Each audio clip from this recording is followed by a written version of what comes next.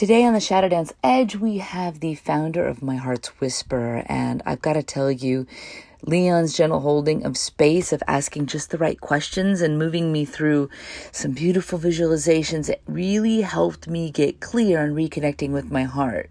Because about a year ago, my husband went through congestive heart failure. And on top of that, and on top of doing some moving and some landscaping and running a business, I had put my heart's processing on hold. I couldn't deal with an imagined day of crying and nurturing myself back into myself. And I also couldn't see the disconnection that not listening to my heart wasn't helping me either. When working with Lii An, he really helped to reconnect me and get all of that flowing again. Hey, Lii An, thank you for agreeing to be on the Shadow Dance Edge podcast. The pleasure is mine. I'm having fun today, and I'm very excited for our interview. Very cool. Well, I always love to start off with this question because it really will give my audience a chance to check in with like who they're listening to. So the question is, what are you creating in your world, or what do you want to create in your world? That's a big question. What do I want to create in my world? And what's resonating for me, what's true for me in the moment is I want to be a space for love, space for self-love, love of others, love of life, love of the world. For as long as I've known you, you definitely feel that. Like I think you're definitely there already. That's beautiful. That's great. And have you always been this way? Like your whole life? Have you always been like this ideal of a space for love? And because I always feel so comfortable talking to you. You always held such a space, a safe space for me to just be who I am and come from my heart. So have just been Lii An his whole life? I've been Lii An the whole life, but not the Lii An you see today. What? Nuh-uh. I was a very angry kid. I could not hold safe spaces. I didn't experience safe spaces when I was younger. Because, how many people out there have the capacity without proper training to hold safe spaces? So rare. Everyone carries stuff, and usually that stuff smears onto others, or it bleeds onto others, and it creates more wounds. And I experienced that for myself too. It's like, what am I doing? And I was the kid who punches walls until his knuckles were bruised and bleeding, kicking walls after the hands were hurting too much because I still had a lot of pain inside that I want to get out of my body. So if you see me when I was 10, I guess, 10 to 13, that was the period where it was just so much pain, emotional, mental, spiritual, and then I added on physical pain for myself. It wasn't always like this. But I guess that was also what led me towards what I'm doing today. What kind of work are you doing today? I guess it's God's work, or the work of love. Helping people come back to who they are, come back to love, to experience and to express love, to be love, to be loving. And a lot of that starts with ourselves. And I say it like it's simple. Well, maybe it is simple, but not easy. And I could not have done it alone. I had proper support, whether my mentors, my friends, my family. And definitely not a self-made man. And I'm very, very grateful for things being so different these days. You have a lot more support these days. That's really great. Absolutely. Yeah. So you do work with large groups of people. I heard recently you worked with a group of 40 people. What were you doing with them? 40, those are for corporates. So I have both the playground in my corporate area and also the public area. So for corporate, it ranges from team buildings where we invite them to come and enjoy themselves and learn at the same time and bond as a team, come together as a strong unit.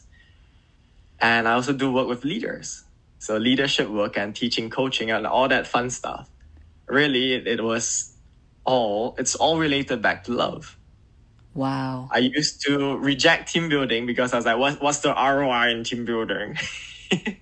But actually, after team building sessions, they actually come and say thank you, and we actually really needed this. I'm like, I'm so stubborn in my ways that I could not see this back then. Wow. Wow. So when did you experience this shift that you had from being like that angry person into realizing that you needed to have a lot more self-compassion and a lot more love for yourself? Actually, it didn't come at the same time. We're going to go a little bit dark here today. Okay. It was at the age of 13, I wanted to end my life. So I was cutting, and at the same time, the 13-year-old boy was so fucking scared of dying. He didn't really want to die. So he was on his bed, while I was on my bed. I was cutting from my wrist to the top of my bicep and the other side of my arm as well. And then I switched over to the other arm because the pain that every single scratch gave me was strangely better or easier than the pain I had mentally, emotionally, spiritually. Mm-hmm. And after running out of room for the cutting, I said, okay, I guess this is time. And I put the blade on the wrist and I was scared. Didn't really want to go. But I was ready to go. Because fuck this, I don't want a life like this. I mean, 3 years of constant anger and pain. What sort of life is that? So as I was about to cut, all of a sudden I heard a burst of laughter in my room. I'm like, oh, what the hell? Am I going mad? And it sounded like an old man laughing.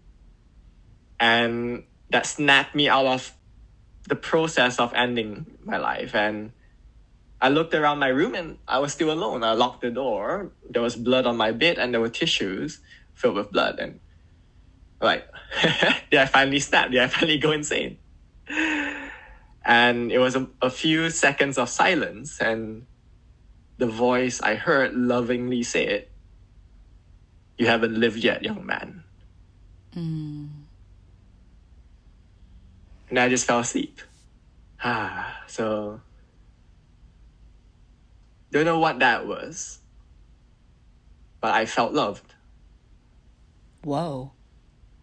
So much so that it was so comforting that I could fall asleep immediately. And I woke up the next morning and I was still here. I'm still here. Second chance. Second chance. That's amazing. So with that second chance, what do you see as a vision for the world? What do you want for everyone in the world? A big thing that I used to carry is that we don't have to suffer. But that I realized that might not be so precise. That's a judgment of suffering is bad. But suffering has a message. If I'm suffering right now in the moment, there's something that I'm not seeing or I'm not hearing. I'm not noticing. And until I notice and I take proper care of that area, nothing will change or very little will change. And if I try to distract myself and cope and all the other things that don't address the root or the core of it, it might be different for a little bit, but it's essentially going to be the same. So rather than we don't have to suffer, maybe it's more of love myself, enjoy the experience of love, and enjoy life, regardless of what flavors it brings to us, what season we are in. Do you feel that a lot of humans feel separated from one another and feel alone in their own life journeys? From my experience and the people I've met and supported through my coaching and my work, there are people like that. I wouldn't want to overgeneralize that everyone is like that, because these are the people that I've met in my work and I attract a certain group of people.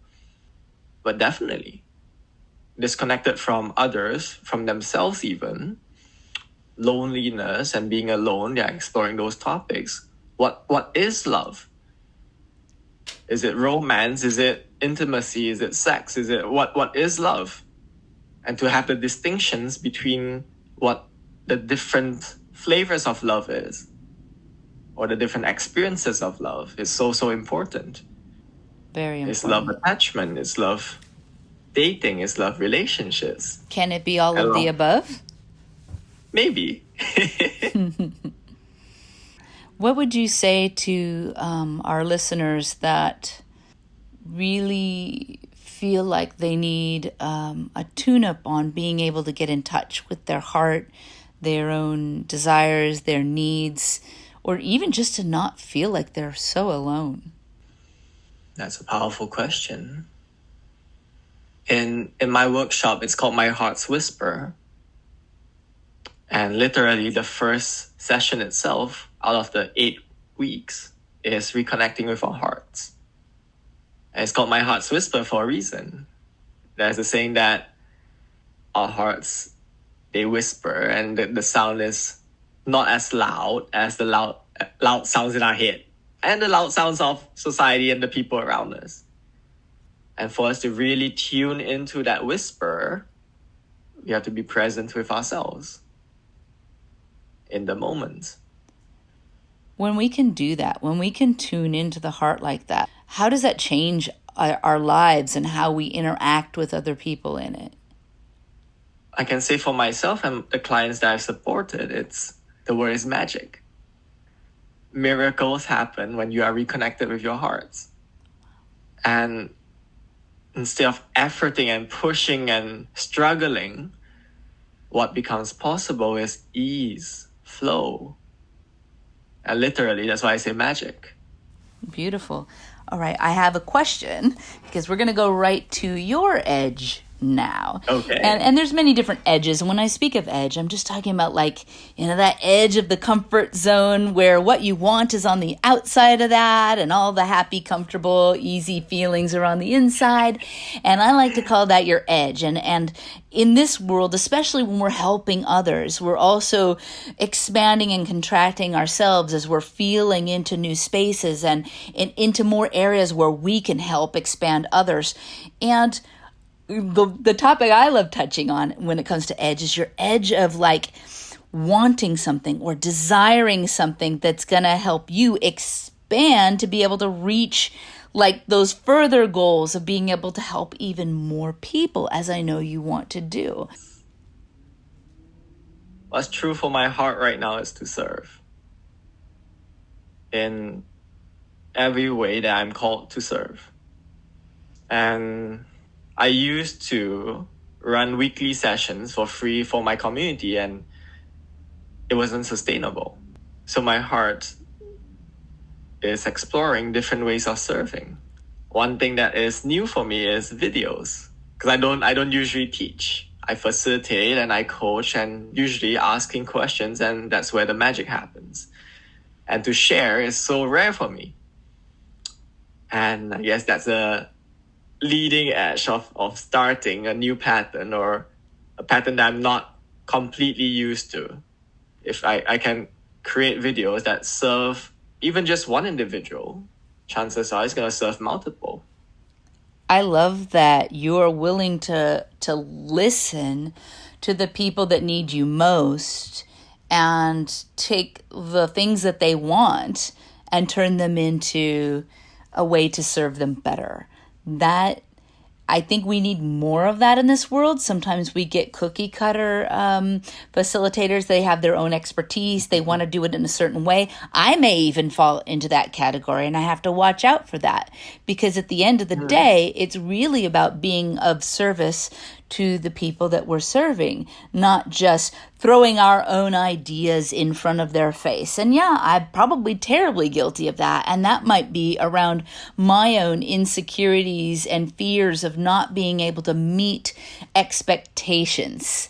And so I think I'm finding myself managing other people's expectations an awful lot. And I think it's really brave of you to not do that and instead say, how can I be of service? What do you want? I think that's incredibly brave and smart. And I admire that a whole lot. And I want to end with share with us anything else that you want to add that I haven't asked you. For the conversation with myself community that I used to run, the tagline is love yourself by living a life that is worthy of you. Because a lot of people that are asking, can I do it? Am I good enough? Am I smart enough? Can I actually figure this out? The stories in our head comes in and we're stuck in the head. Rather than that, my invitation for the people that I meet, the people who I serve, is be curious about what's a life that is worthy of you, a life that is worth living for. And that shifts the conversation. It makes it come from a very powerful space. And life just unfolds. Beautiful. Thank you so much today, Lii An. I appreciate you. And I love you. My pleasure, and I love you.